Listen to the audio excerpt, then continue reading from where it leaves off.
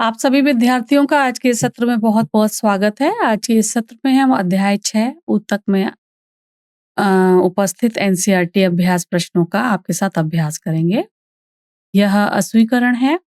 अब हमारा जो सीखने का उद्देश्य है, जो मैंने आपको बताया, अध्याय 6 ऊतक के जो मूलभूत सिद्धांत हैं, उनका अन्वेषण करना और हम एनसीईआरटी अभ्यास के माध्यम से इसके कार्यों को समझेंगे। तो इस अध्याय में हम प्रश्न संख्या 1 से लेकर प्रश्न संख्या 15 तक के प्रश्नों का अभ्यास करेंगे। तो सबसे पहला प्रश्न यहाँ पूछा गया है, ऊतक शब्द को परिभाषित कीजिए। तो क्या है ऊतक? ऊतक शरीर में एक विशिष्ट कार्य करने के लिए एक साथ काम करने वाली समान कोशिकाओं का समूह होता है।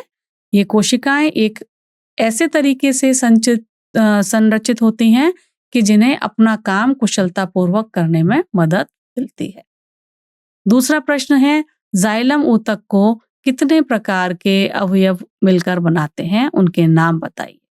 तो जाइलम ऊतक को कितने प्रकार के अवयव मिलकर बनाते हैं? उसके आपको पता है 4 अलग-अलग प्रकार होते हैं। सबसे पहला है जाइलम ट्रैकिड्स। इसका क्या कार्य होता है? जाइलम ट्रैकिड्स कैसे हैं? सबसे पहले तो ये बात करते हैं। ये लंबे होते हैं और सक्रिय होते हैं, है ना? जो जड़ों में पौधों के बाकी हिस्सों तक क्या करते हैं? पानी और खनिजों के परिवहन के लिए जिम्मेदारी लेते हैं। इनकी जो कोशिकाएं होती हैं वो मोटी होती हैं और लिग्निन युक्त इसमें कोशिका भित्ति होती है और इनके सिरे पतले होते हैं, है ना? और यह केशिका क्रिया नामक प्रक्रिया के माध्यम से पानी की गति में मदद करते हैं। जब ये कोशिकाएं परिपक्व हो जाती हैं तब ये मृत हो जाती हैं, जिससे इनके जो खोखले चैनल हैं उसका निर्माण होता है, जो कि गुरुत्वाकर्षण के खिलाफ पानी को ऊपर की ओर गति देने में सहायता करते हैं। दूसरा है जाइलम वाहनियां। जाइलम वाहिकाएं जो हैं, यह पौधों में लंबी सक्रिय नलिकाएं होती हैं, जो जड़ों से पौधों के बाकी हिस्सों तक पानी और खनिजों के परिवहन में मदद करती हैं। ये मृत कोशिकाओं से बनी होती हैं, जो एक खोखली नलिका बनाती है, जिससे पानी ऊपर की ओर वाष्पोत्सर्जन खिंचाव नामक प्रक्रिया के माध्यम से गति करता है। ये वाहिकाएं जाइलम ऊतक का हिस्सा होती हैं, जो पौधों में परिवहन ऊतकों के 2 प्रमुख प्रकारों में से एक है। एक है जाइलम, दूसरा है फ्लोएम, है ना? तो जाइलम महत्वपूर्ण है पानी के परिवहन के लिए, खनिजों के परिवहन के लिए। जाइलम वाहिकाएं तनों और जड़ों में पाई जाती हैं और ये पौधों को जलीय रखने और उसके विकास के समर्थन में महत्वपूर्ण भूमिका निभाती हैं। तीसरा जो प्रकार है वह है जाइलम पैरेन्काइमा। यह पौधों के जाइलम ऊतक में पाई जाने वाली कोशिकाओं का एक प्रकार है, जो जड़ों से पौधों के बाकी हिस्सों तक पानी और खनिजों के परिवहन के लिए जिम्मेदार होते हैं। ये कोशिकाएं सजीव कोशिकाएं हैं, जिनकी दीवारें पतली होती हैं और ये भोजन और पानी के भंडारण में शामिल होती हैं। ये कोशिकाएं जाइलम के भीतर पानी के क्षैतिज परिवहन में भी मदद करती हैं, जिससे पौधों में पानी के समग्र परिवहन तंत्र को समर्थन मिलता है। चौथा है जाइलम तंतु। जाइलम तंतु लंबी, पतली, कठोर कोशिकाएं होती हैं, जो पौधों को संरचनात्मक समर्थन प्रदान करती हैं। ये कोशिकाएं परिपक्वता पर मृत हो जाती हैं और उनकी कोशिका भित्तियां मोटी और लिग्निन युक्त हो जाती है, जिससे वे मजबूत बनी रहती हैं और पौधे के आकार को बनाए रखने में मदद करती हैं। ये फाइबर जड़ों से पौधों के बाकी हिस्सों तक पानी और खनिजों के परिवहन में भी सहायता करती है, हालांकि उनका मुख्य कार्य समर्थन देना होता है। अगला प्रश्न है, पौधों में सरल ऊतक जटिल ऊतकों से किस प्रकार भिन्न होते हैं? तो चलिए इसका उत्तर देखते हैं। सबसे पहले सरल ऊतक के बारे में बात करेंगे। तो जो सरल ऊतक हैं या साधारण ऊतक हैं, वह केवल एक ही प्रकार की कोशिका से बनते हैं, जो कि एक विशिष्ट कार्य करती हैं और पौधों में पाई जाती हैं। ये ऊतक आगे 3 मुख्य प्रकारों से विभाजित होते हैं, पैरेन्काइमा, कोलेन्काइमा एवं स्क्लेरेन्काइमा। जो साधारण ऊतक है मुख्य रूप से यांत्रिक समर्थन और भंडारण के लिए उत्तरदायी होते हैं। यह पौधा कोशिकाओं, विशेष रूप से कोशिका भित्ति और रिक्तिका को संदर्भित करता है। कोशिका भित्ति पौधा कोशिका को यांत्रिक समर्थन देता है, सुरक्षा प्रदान करता है, जिससे उसका आकार और उसकी संरचना बनी रहती है, जबकि बड़ी केंद्रीय रिक्तियां पानी, पोषक तत्व एवं अवशिष्ट पदार्थों को संग्रहित करती हैं और यह भी पौधों को दृढ़ता और वृद्धि के लिए आवश्यक स्फीति दबाव को बनाए रखने में मदद करती है। जैसे कि उदाहरण यहाँ पर आएगा मृदोतक, स्थूल कोणोतक एवं दृढ़ोतक ऊतक। जटिल ऊतकों की यदि हम बात करें तो यह ऊतक शरीर में विशिष्ट कार्यों को करने के लिए एक साथ काम करने वाले एक से अधिक प्रकार की कोशिकाओं का समूह होता है। जाइलम जो है वह मुख्य रूप से इसका उदाहरण है, जाइलम फ्लोएम इसका उदाहरण है। तो अगर यदि हम जाइलम की बात करें तो यह मुख्य रूप से पौधे के भीतर खनिज एवं पानी, शर्करा और अन्य उपापचय जनित पदार्थों के परिवहन के लिए जिम्मेदार होता है और पौधों के जीवन प्रक्रियाओं में महत्वपूर्ण भूमिका निभाता है।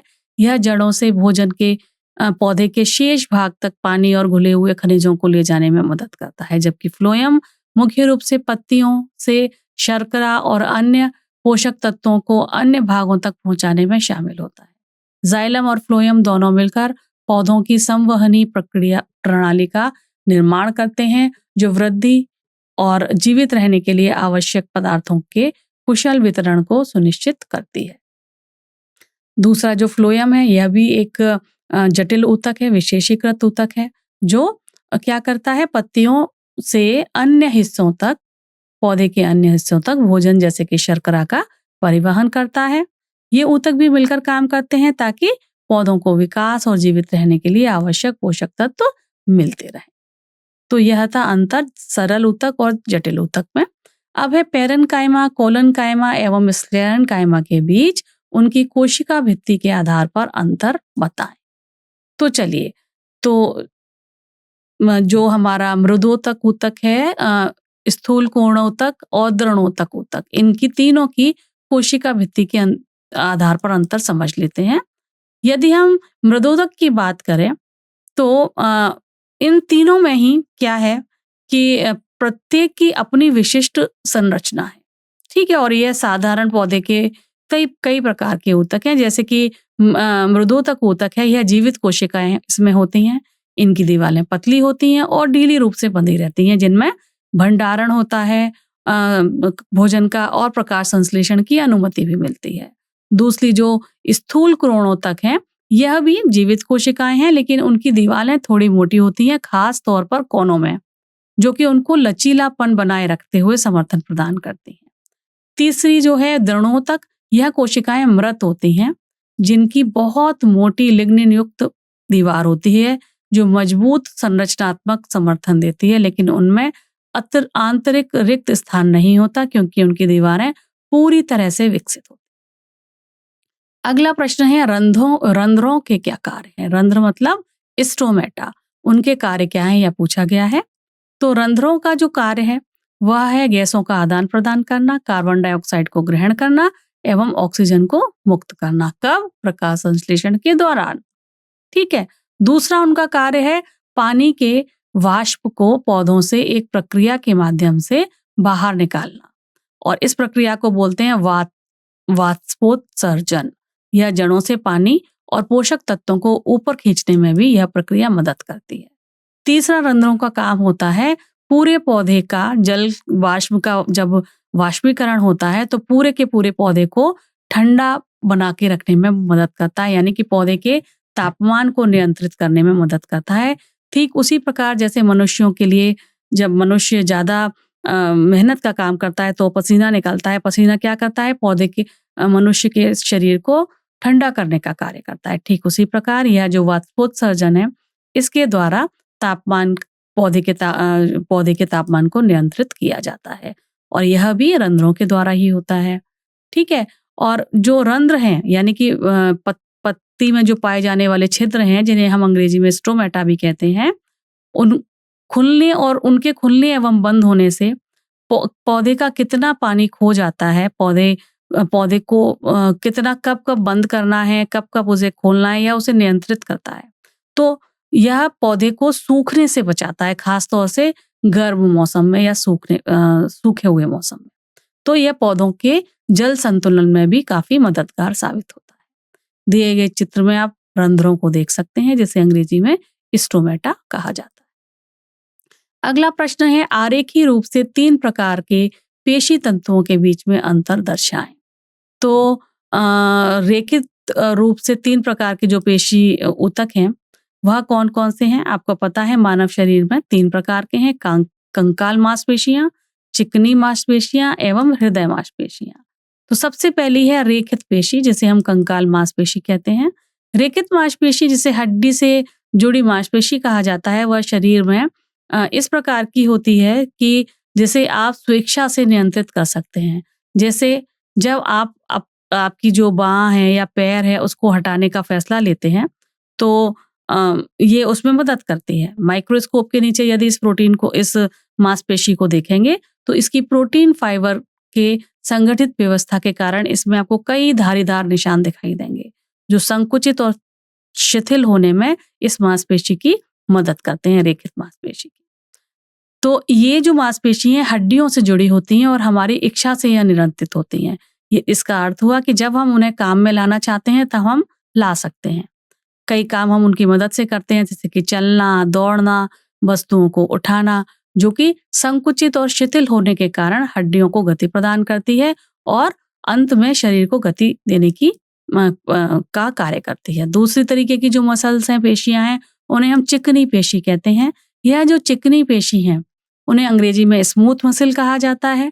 यह ऐसी मांसपेशियां हैं जो हमारे शरीर के अंदर विभिन्न अंगों जैसे आंत, पेट एवं रक्त वाहिनियों जैसे आंतरिक अंगों की दीवारों पर पाई जाती हैं और यह उन अंगों को अपना काम करने में मदद करती हैं, खुद को सिकोड़ कर, ढीला करके, जिससे पाचन, रक्त प्रवाह और शरीर में पदार्थों की गति जैसी प्रक्रियाएं संभव हो सके। ये मांसपेशियां अनैच्छिक होती हैं, यानी कि ये हमारी चेतना के नियंत्रण में नहीं होती। जैसे कि आपको पता है पाचन तंत्र अपने आप काम करता है, रक्त वाहिनियां जैसे अंग जो है, जैसे ही पदार्थ आएगा पाचन तंत्र के अंदर वह अपने आप ही संकुचित हो जाएंगी। पाचन तंत्र में भोजन को आगे धकेलना, संकुचित और शिथिल होना, धमनियों में रक्त की प्रवाह होना, ये अपने आप होते हैं ना काम, तो ये हमारी इच्छा पर तो निर्भर नहीं है। इसीलिए यह अनैच्छिक मांसपेशियां होती हैं।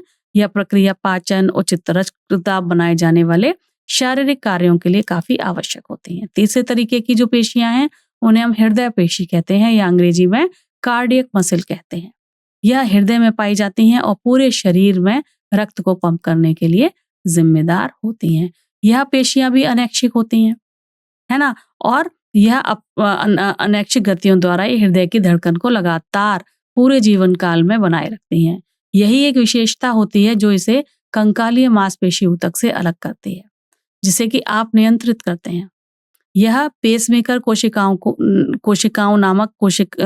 पेसमेकर नामक एक जगह कोशिकाओं को, हृदय की कोशिकाओं को नियंत्रित करती है, जो कि एक विशिष्ट कोशिकाएं होती हैं और यह हृदय के संकुचन को नियंत्रित करने के लिए एक लयबद्ध तरीके से जो उसका संकुचन होता है उसको बनाए रखने के लिए जिम्मेदार होती है। चलिए अब अगले प्रश्न की तरफ चलते हैं। यह प्रश्न हमसे पूछ रहा है, हृदय पेशी का विशिष्ट कार्य क्या है, बताइए। तो हृदय पेशी का विशिष्ट कार्य क्या है? यह हृदय पेशी कैसी होती हैं? सबसे पहले तो ये जान लेते हैं, यह शाखित होती हैं और बेलनाकार होती हैं, जिससे वे खून को पंप करने के लिए एक दूसरे के साथ कुशलतापूर्वक काम करती हैं। शाखाएं प्रत्येक मांसपेशी कोशिका को कई अन्य कोशिकाओं से जोड़ने की अनुमति देती हैं, जिससे समन्वित संकुचन सुनिश्चित होता है। बेलनाकार आकार उन्हें शक्ति और लचीलापन प्रदान करता है, जिससे वे बिना थके सुचारू रूप से संकुचित और शिथिल हो जाती हैं, जो हृदय के निरंतर कार्य के लिए आवश्यक है। ये कोशिकाएं एकल केंद्रीय होती हैं, ठीक है, और किसी भी चेतना नियंत्रण के बिना स्वचालित रूप से कार्य करती हैं, यानी कि इनकी प्रकृति कैसी होती है? अनैच्छिक, जिसके कारण उन्हें अनैच्छिक कहा जाता है ना, क्योंकि वे बिना किसी चेतना के नियंत्रण के स्वचालित रूप से कार्य करती हैं। और यह विशेषता आमतौर पर हृदय और चिकनी मांसपेशियों वाली जो मांसपेशी हैं उन ऊतकों में पाई जाती है, जहाँ कोशिकाएं बिना किसी आदेश के संकुचित होती हैं, जिससे हृदय गति और पाचन जैसी आवश्यक शरीर की जो कार्य हैं उनको बनाए रखने में मदद मिलती है।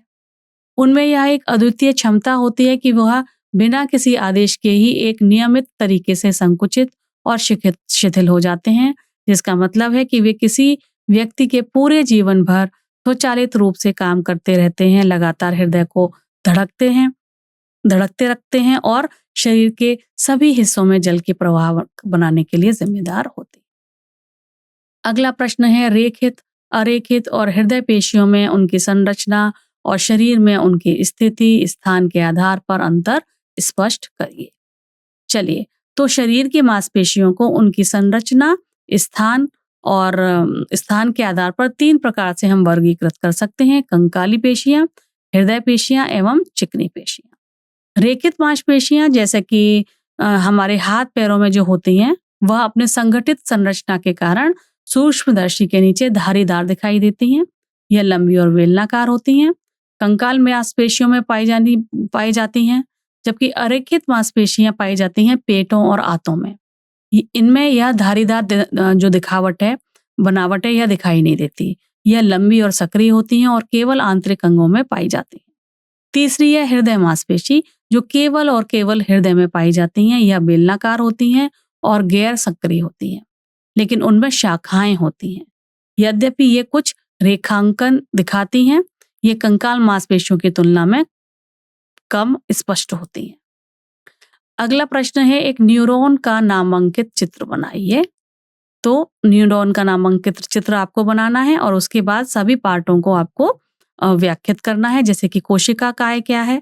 कोशिका काय न्यूरॉन का मुख्य गोलाकार हिस्सा है, जिसे हम कारखाना भी कह सकते हैं, क्योंकि इसके अंदर इसका केंद्रक होता है, कोशिकांग होते हैं जो न्यूरॉन को स्वस्थ रखने के लिए काम करते हैं, कोशिका की गतिविधियों को नियंत्रित करते हैं। फिर दूसरा इसका जो हिस्सा है वो है डेंड्राइट, जो कि एक शाखा जैसी संरचनाएं होती हैं और इनका मुख्य कार्य होता है अन्य न्यूरॉनों से जो इन्होंने संकेत प्राप्त करे हैं उनको कोशिका काय तक पहुंचाना। ठीक है, और यह हम कह सकते हैं एक छोटे एंटीने की तरह कार्य करते हैं, जो पड़ोसी कोशिकाओं से आने वाले विद्युत और रासायनिक संदेशों को पकड़ते हैं और उन्हें फिर कोशिका काय की ओर भेजते हैं, जो फिर यह तय करता है कि क्या संकेत को न्यूरॉन के आगे भेजा जाए। यह तंत्रिका तंत्र के भीतर संचार में भी सहायता करते हैं, जिससे मस्तिष्क और शरीर उद्दीपन के प्रति प्रक्रिया दे सकते हैं। न्यूरॉन अपने डेंड्राइट्स के माध्यम से अन्य न्यूरॉन से संकेत प्राप्त कर सकते हैं, जो कोशिका शरीर से निकलने वाली छोटी छोटी शाखाएं होती हैं। ये डेंड्राइट्स में रिसेप्टर्स नामक विशेष संरचनाएं हैं, जो पास के न्यूरॉन द्वारा छोड़े गए रासायनिक संदेश वाहकों का पता लगाती हैं। जब ये रसायन रिसेप्टर से जुड़ते हैं तो न्यूरॉन के अंदर एक विद्युत संकेत शुरू होता है, जो फिर एक्सॉन के साथ चलकर अगले न्यूरॉन या मांसपेशी या ग्रंथि तक संदेश पहुंचाता है। यह प्रक्रिया तंत्रिका तंत्र को विभिन्न शरीर के कार्यों को संचालित और समन्वित करने की अनुमति देती है। अगला जो इसका हिस्सा है उसे हम बोलते हैं एक्सॉन। यह एक लंबा तंतु होता है जो संकेतों को कोशिका काय से दूर ले जाता है। ठीक है, और एक एक्सॉन का जो एंड होता है उसे यह काफी पतला प्रक्षेपण होता है, जो विद्युत आवेगों को न्यूरॉन की जो सेल बॉडी है उसे दूर अन्य न्यूरॉन्स या मांसपेशियों की तरफ ले जाता है। इसके ऊपर एक माइलिन शीट चढ़ी होती है, जो कि वसायुक्त परत है, जो कुछ तंत्रिका तंतुओं को ढकती है और तंत्रिका के साथ विद्युत संकेतों के संचरण को तेज करने के लिए एक इंसुलेटिंग सामग्री की तरह कार्य करती है, जिससे मस्तिष्क और शरीर के अन्य भागों के बीच संचार तेज और अधिक कुशल हो जाता है। यह एक न्यूरॉन के एक्सॉन के अंतिम भाग को संदर्भित करता है, जहां यह एक न्यूरॉन और मांसपेशी कोशिकाओं से जुड़ता है। इसे साइनेप्टिक टर्मिनल कहा जाता है। यह साइनेप्स के माध्यम से संकेतों के संचरण में एक महत्वपूर्ण भूमिका निभाता है। यहाँ न्यूरोट्रांसमीटर साइनेप्टिक क्लेफ्ट में जारी किए जाते हैं, जिससे न्यूरॉन के बीच और न्यूरॉन और मांसपेशियों के बीच संचार होता है। तो आइए अब एक्सॉन टर्मिनल के बारे में चर्चा कर लेते हैं, जिसे एक्सॉन का अंतिम छोर भी कहा जाता है। तो जब एक न्यूरॉन दूसरे न्यूरॉन के साथ साइनेप्स बनाता है, तो यह एक ऐसा कनेक्शन है जो उनके बीच विद्युत और रासायनिक संकेतों के संचरण की अनुमति देता है। यह प्रक्रिया तंत्रिका तंत्र के भीतर संचार के लिए आवश्यक है, जिससे मस्तिष्क जानकारी को संसाधित करके चीजों को याद रखने और शरीर के कार्यों को नियंत्रित करने में सक्षम होता है। सिनेप्स जो है वो संपर्क के बिंदु वो होते हैं जहाँ एक न्यूरॉन दूसरे न्यूरॉन से संवाद करता है और अक्सर यह न्यूरोट्रांसमीटर का उपयोग करके ही संकेतों को कुछ कुछ अंतराल के बाद दूसरे पार भेजता है। न्यूरोट्रांसमीटर क्या है? यह कुछ केमिकल मैसेंजर्स होते हैं जो न्यूरॉन्स द्वारा रिलीज होते हैं ताकि साइनेप्स नर्व सेल्स के बीच में जो छोटे छोटे गैप्स हैं उसको पार करके सिग्नल को ट्रांसमिट किया जा सके, जिससे नर्व सिस्टम के भीतर संचार संभव हो पाए। यह प्रक्रिया मसल मूवमेंट, सोचना, इमोशनल रेस्पॉन्स जैसे कार्यों के लिए अत्यंत आवश्यक है और शरीर द्वारा इसे नियमित किया जाता है ताकि सही समय पर और सही तरीके से सिग्नल का ट्रांसमिशन सुनिश्चित किया जा सके। अब अगला प्रश्न है प्रश्न संख्या 10। इसमें कहा है निम्नलिखित का नाम बताइए। वह ऊतक जो हमारे मुंह के भीतरी परत बनाता है। ख, वह ऊतक जो मनुष्यों में पेशी को अस्थि से जोड़ता है। ग, वह ऊतक जो पौधों में भोजन का परिवहन करता है। घ, वह ऊतक जो हमारे शरीर में वसा संग्रहित करता है। ड, तरल आधात्री वाला संयोजी ऊतक। च, मस्तिष्क में उपस्थित ऊतक। तो हमें ऊतकों के नाम बताने हैं। तो क में पूछा गया था वह ऊतक जो हमारे मुंह का आंतरिक परत बनाता है। हमारे मुंह की जो आंतरिक परत है वह उपकला ऊतक की बनेगी, है ना। उपकला ऊतक जो है उसकी जो शल की उपकला है वह हमारे मुंह की आंतरिक परत बनाती है। यह ऊतक चपटी होती है और तराशे जैसी कोशिकाओं से मिलकर बनी होती है जो घनी तरह से आपस में जुड़ी हुई होती हैं, जिससे एक चिकनी सुरक्षात्मक परत बनती है। यह हानिकारक पदार्थों के प्रवेश को रोकने में भी मदद करती है और चबाने एवं निगलने के दौरान भोजन को आसानी से गति देने की अनुमति करती है। ख में पूछा गया है वह ऊतक जो मनुष्यों में मांसपेशियों को हड्डी से जोड़ता है। तो मांसपेशियों से हड्डी को जोड़ने वाला ऊतक है कंडरा ऊतक, जिसे अंग्रेजी में टेंडर भी कहा जाता है। यह एक प्रकार का संयोजी ऊतक है जो कि मांसपेशियों से हड्डी को जोड़कर बल स्थानांतरित करने में मदद करता है, जिससे कि शरीर गतिमान हो सकता है। यह मजबूत और लचीला होता है और मुख्य रूप से कोलेजन फाइबर का बना होता है जो इसे गति के दौरान मांसपेशियों के खींचने के बल को सहन करने के लिए आवश्यक गति देता है। ग में है वह ऊतक जो पौधों में भोजन का परिवहन करता है। यह है फ्लोएम। तो फ्लोएम पौधों में वह ऊतक है जो भोजन का परिवहन करता है, मुख्य रूप से शर्करा के रूप में, जो प्रकाश संश्लेषण के दौरान बनती है। पत्तियों से पौधों के अन्य भाग जैसे जड़, फूल, फल तक यह पहुंचाने का कार्य करता है। यह प्रक्रिया एक माध्यम के कारण होती है जिसे हम बोलते हैं स्थानांतरण। इस प्रक्रिया को बोलते हैं अंग्रेजी में ट्रांसलोकेशन या स्थानांतरण, जहां भोजन को चालनी नलिकाओं नामक विशेष कोशिकाओं के माध्यम से ले जाया जाता है। यह पौधों को वृद्धि और जीवित रहने के लिए ऊर्जा और पोषक तत्वों का कुशलतापूर्वक वितरण करने में मदद करता है। घ में पूछा गया था वह ऊतक जो हमारे शरीर में वसा का भंडारण करे। तो यह तो बहुत ही आसान है, वसा ऊतक ही हमारे शरीर में वसा का भंडारण करेगा, जो कि एक प्रकार का संयोजी ऊतक है और यह मुख्य रूप से त्वचा के नीचे, अंगों के आसपास, पेट पर वसा का भंडारण करता है, जिसका उपयोग शरीर को यदि भोजन ना मिले उस स्थिति में ऊर्जा को बनाने में किया जाता है।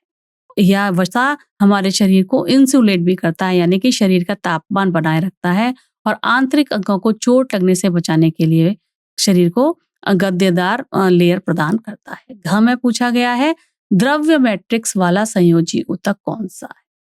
ठीक है, द्रव्य मैट्रिक्स वाला जो संयोजी ऊतक है जहां पर तरल पदार्थ होता है, मैट्रिक्स पदार्थ होता है, वह है रक्त। रक्त भी तो एक तरीके का संयोजी ऊतक है ना। यह कैसा है?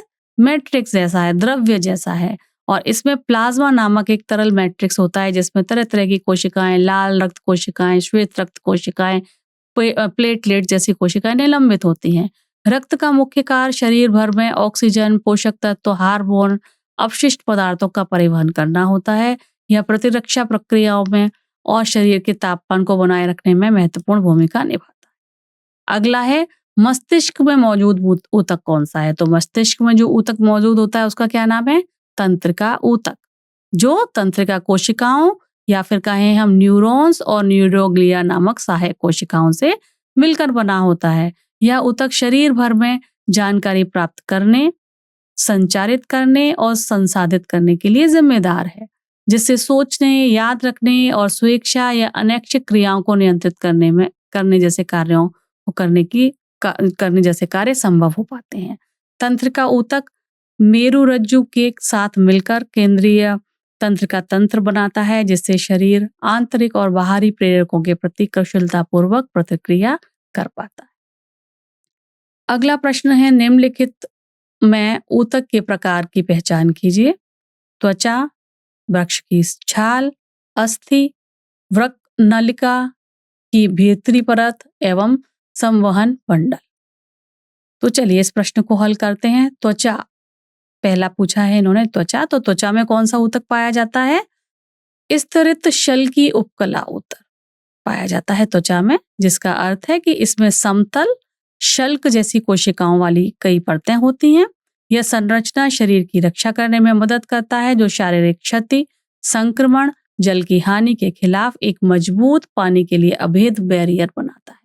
सबसे बाहरी परत जिसे हम स्ट्रेटम कॉर्नियम कहते हैं, मृत कोशिकाओं से मिलकर बनी होती है जो झड़ जाती है, जबकि आंतरिक परतें जीवित होती हैं और पुनर्जनन में मदद करती हैं।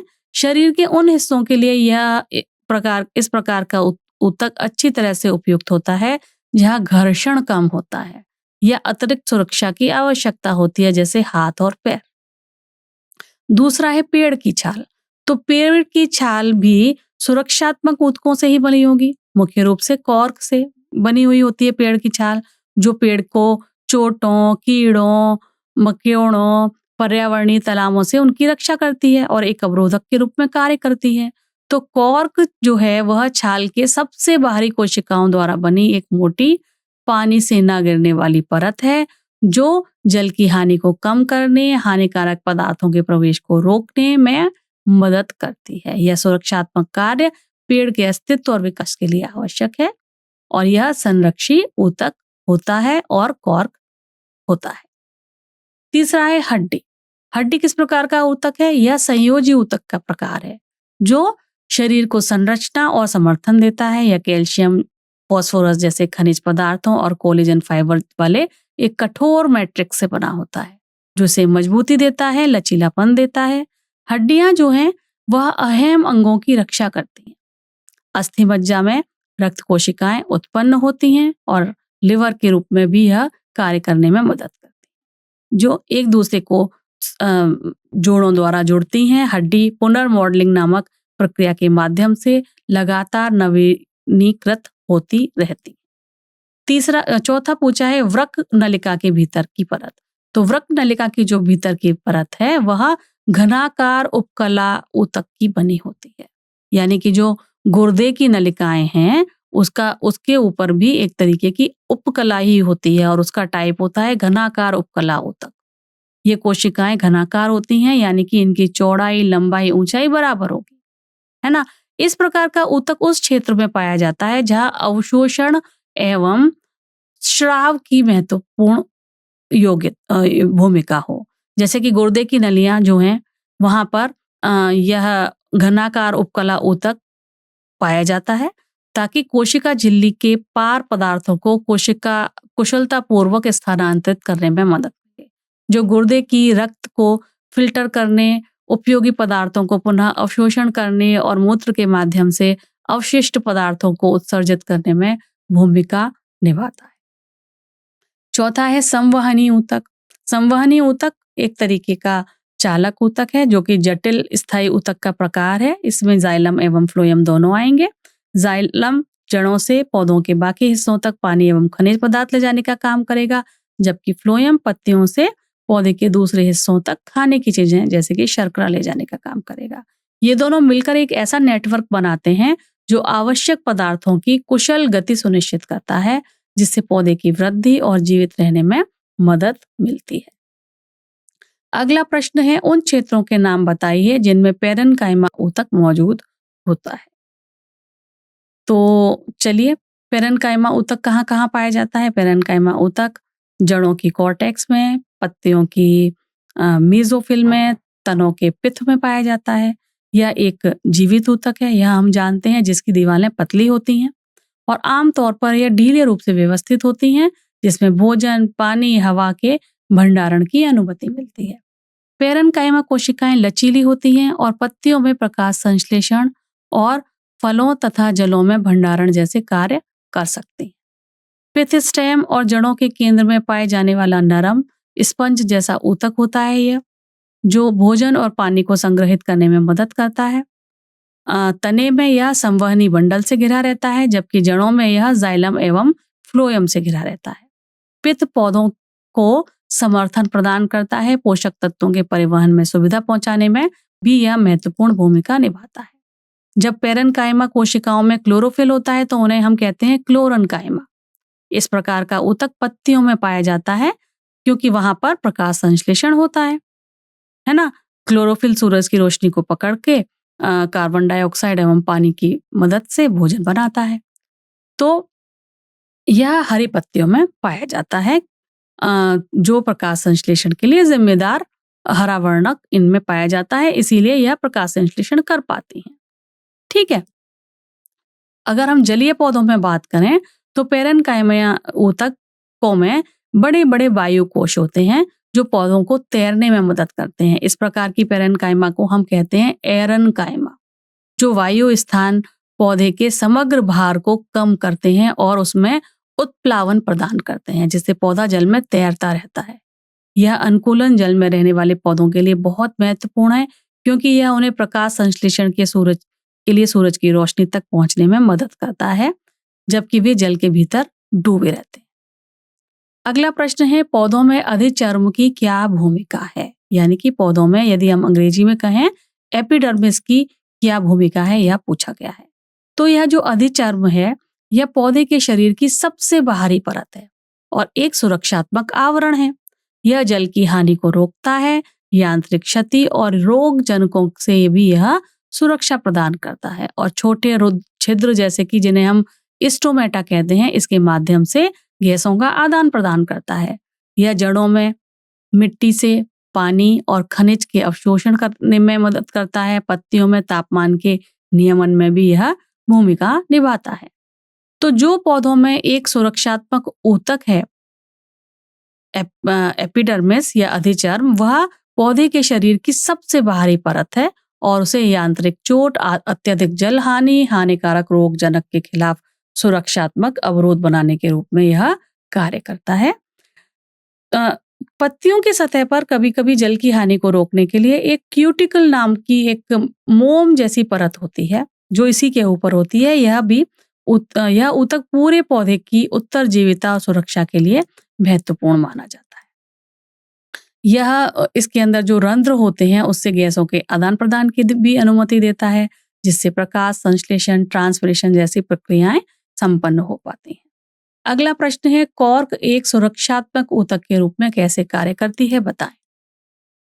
तो जो कॉर्क कोशिकाएं हैं, यह मृत कोशिकाएं होती हैं। पहली बात तो ये है, जो कि कहाँ पाई जाती हैं? पौधे की छाल की सबसे बाहरी परत पर। ये कोशिकाएं अब जीवित नहीं हैं। इसका मतलब ये हुआ कि इनमें कोई भी चयापचयन जैसी प्रक्रिया नहीं होगी, कोई क्रिया नहीं होगी और इनकी कोशिकाएं मोटी दीवारें वाली होती हैं, जिससे क्या होगा? ये पौधों की रक्षा कर सकती हैं, जल की हानि को रोक सकती हैं, यांत्रिक चोटों और रोग जनकों से इस पौधे को बचा सकती हैं। ये कोशिकाएं अपने निर्माण के समय से ही मृत हो जाती हैं, इसलिए ये किसी भी सक्रिय प्रक्रिया जैसे परिवहन, वृद्धि इत्यादि में शामिल नहीं होती, लेकिन ये पौधों की रक्षा करती हैं, संरचनात्मक सहायता देती हैं। यह इनकी मुख्य भूमिका हो। जब हम कहते हैं कोशिकाओं का विन्यास इतना घना है कि उनके बीच कोई अंतः कोशिकीय स्थान नहीं रह जाता, तो इसका अर्थ हुआ कि कोशिकाएं बहुत कम या बिल्कुल रिक्त स्थान ना छोड़ते हुए एक दूसरे से बहुत ज्यादा सटकर जुड़ी हुई है। और इन कोशिकाओं में यही होता है, इनमें कोई अंतर कोशिकीय स्थान नहीं होता। यह घनी होती हैं और बिल्कुल सटकर चिपटी हुई रहती हैं। यह इनकी एक विशेषता है जो इस ऊतक को और मजबूत बनाता है, सुरक्षात्मक बनाता है, दक्षतापूर्वक कार्य करने में मदद करता है। इन कोशिकाओं में एक सुबेरिन नाम का मोम जैसा पदार्थ भी स्रावित होता है, जो कुछ पौधों की कोशिका भित्ति में धीरे धीरे जमा होता रहता है, जिससे वे पानी और गैसों के लिए अभेद हो जाती हैं, जिससे पानी और गैसों को गुजरने से यह रोकती हैं। यह जड़ों की एपिडर्मिस जैसी संरचनाओं के लिए महत्वपूर्ण है, जहाँ सुबेरिन एक बैरियर की तरह काम करता है, जिसे कैस्पेरियन स्ट्रिप कहा जाता है, जो पौधों में पानी और खनिज की गति को नियंत्रित करता है। चलिए अगला प्रश्न है, निम्नलिखित चार्ट को पूरा करें। इन्होंने परमानेंट टिश्यू को दो में विभाजित किया है, simple permanent tissue, complex permanent tissue, यानी कि साधारण परमानेंट टिश्यू और दूसरा है जटिल परमानेंट टिश्यू। और फिर इन्होंने सिंपल को भी 3 में डिवाइड किया है, एक का नाम दे दिया है कोलेनकाइमा, बाकी 2 का हमें बताना है। जटिल में भी इन्होंने एक का नाम दे दिया है जाइलम, बाकी का नाम हमें बताना है। तो चलिए, जो स्थायी ऊतक है उसको सरल और जटिल में इन्होंने विभाजित किया है ना।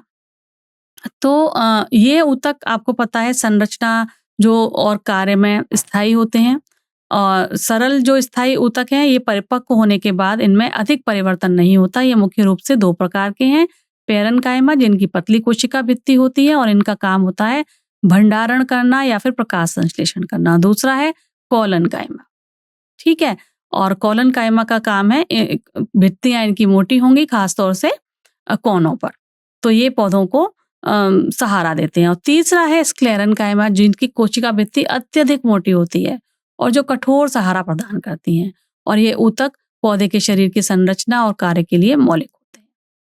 और दूसरा है तो जो पेरेन्काइमा कोशिकाएं हैं, यह पौधों में पाई जाने वाली जीवित कोशिकाएं हैं जो मुख्य रूप से भोजन का भंडारण करेंगी, प्रकाश संश्लेषण करने में भी मदद करेंगी, क्षतिग्रस्त ऊतकों की मदद करेंगी। ये लचीली हो सकती हैं और आवश्यकता के अनुसार अपने कार्य को बदल सकती हैं, जिससे पौधे के अस्तित्व और विकास के लिए ये आवश्यक मानी जाती है। ठीक है, तो पेरेन्काइमा को हिंदी में बोलते हैं मृदुतक ऊतक। ये कैसी हैं? जीवित हैं, मुख्य रूप से भंडारण, प्रकाश संश्लेषण और ऊतक के मरम्मत में काम आते हैं। इनकी कैसी होती है? कोशिका भित्ति पतली होती है और यह अक्सर पौधे के मुलायम भाग जैसे कॉर्टेक्स और मज्जा में पाई जाती है। दूसरी जो है उसको हम बोलेंगे कोलेनकाइमा, जिसकी भित्तियां कैसी होती हैं? मोटी होती हैं, ठीक है, और खास तौर से किनारे पर मोटी होती हैं, और उनको हिंदी में हम बोलते हैं स्थूल कोणोतक, ठीक है। कोलेनकाइमा को हम बोलते हैं स्थूल कोणोतक, और ये कोशिकाएं लचीले होते हुए भी संरचनात्मक सहारा कैसे प्रदान करती हैं? क्योंकि यह कैसी होती हैं? इनकी कोशिका भित्ति अनियमित रूप से मोटी होती हैं, किनारे पर होती हैं, तो यह ज्यादा तेज हवा, ज्यादा पानी में पौधे की जो नए नए तने होते हैं, पत्तियां होती हैं, उनको जो है टूटने नहीं देती हैं अब मेन पौधे से, है ना। तो उनको लचीला समर्थन ये प्रदान करती हैं। जबकि जो तीसरे प्रकार की है, जिसे हम बोलते हैं दृढ़ोतक, ये काफी मजबूत होती हैं क्योंकि ये मृत कोशिकाएं होती हैं और ये काफी मोटी भी होती हैं। इनकी कोशिका भित्ति में लिग्निन युक्त कोशिक पदार्थ होता है जो इनको कठोर सहारा देता है, और ये आमतौर पर छाल पर, किसी बीज के आवरण जैसे भागों में पाई जाती हैं। इनसे रेशे भी बनते हैं और इन्हें स्क्लेरेट्स भी इसमें शामिल होते हैं, ठीक है, इसीलिए ये छाल में, बीज के आवरण जैसे क्षेत्रों में पाई जाती है। अब हम बात करेंगे जटिल स्थायी ऊतक की। तो जटिल स्थायी ऊतक में एक से अधिक कोशिकाएं होती हैं जो मिलकर कार्य करती हैं। ये ऊतक पूर्ण विकसित पौधों में पाए जाते हैं और पौधों के बढ़ने के साथ नहीं बदलते। इसमें आएंगे जाइलम एवं फ्लोएम, जो पौधे को जल, खनिज एवं भोजन के परिवहन के लिए उत्तरदायी हैं। जाइलम पौधों में वाहिनी ऊतक का एक प्रकार है जो जड़ों से पौधों के बाकी हिस्सों जैसे तने एवं पत्तियों तक पानी और घुले हुए खनिजों के परिवहन में मदद करेगा, जिसे वाष्पोत्सर्जन खिंचाव कहा जाता है। इस गति को पत्तियों से पानी के वाष्पीकरण की द्वारा सहायता मिलती है, जो एक अणुगम्य बल पैदा करता है जो जाइलम वाहिकाओं के माध्यम से पानी को ऊपर की ओर खींचता है। यह ऊतक विशेषीकृत कोशिकाओं जैसे कि ट्रैकिड्स, वेसिल्स जैसे तत्वों से मिलकर बना होता है जो लंबी और सक्रिय होती हैं, जिससे कुशल पानी का परिवहन होता है। जाइलम पौधों को संरचनात्मक समर्थन भी प्रदान करता है, ठीक है। जबकि जो फ्लोएम है उसका क्या कार्य है? तो ये हमने पढ़ लिया, जाइलम हमने पढ़ लिया कि ये क्या क्या करता है। इसके कौन कौन से प्रकार हैं? वाहिकाएं, वाहिनिकाएं, जाइलम तंतु एवं जाइलम हृदोतक। ठीक है, अब हम बात करेंगे फ्लोएम की।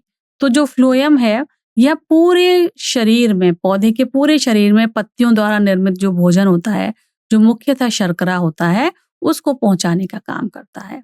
इसके भी प्रमुख 4 घटक हैं। चालनी नलिकाएं, जो लंबी खोखली कोशिकाएं होती हैं, जो रस के प्रवाह को बनाने में सक्षम होती हैं। दूसरी हैं सहचर कोशिकाएं, जो पोषक तत्वों की गति को नियमित करने में मदद करती हैं, क्योंकि इसमें केंद्रक होता है। चालनी नलिकाओं का यह समर्थन करती हैं इसीलिए। फिर होता है फ्लोएम तंतु, जो मजबूत होता है, समर्थन कोशिकाएं होती हैं फिर जिसे, और इसमें होता है फ्लोएम पैरेन्काइमा, जो भोजन संग्रहित करती हैं और परिवहन प्रक्रिया में मदद करती हैं। सो मिलकर यह जो चारों प्रकार हैं, ये कोशिकाएं पौधों के पोषक तत्वों को ऊपर और नीचे दोनों ही दिशाओं में उसके परिवहन के लिए जिम्मेदार होती। तो यह थे आज के प्रश्न जो इस सत्र से जुड़े हुए थे। मुझे आशा है यह पाठ आपके लिए उपयोगी रहा होगा। अब अगले सत्र में कुछ नए टॉपिक्स के साथ मैं फिर से आपके सामने हाजिर होती हूँ। तब तक के लिए आपका बहुत बहुत धन्यवाद। आप अपना बहुत ख्याल रखें। आपको बहुत बहुत नमस्कार।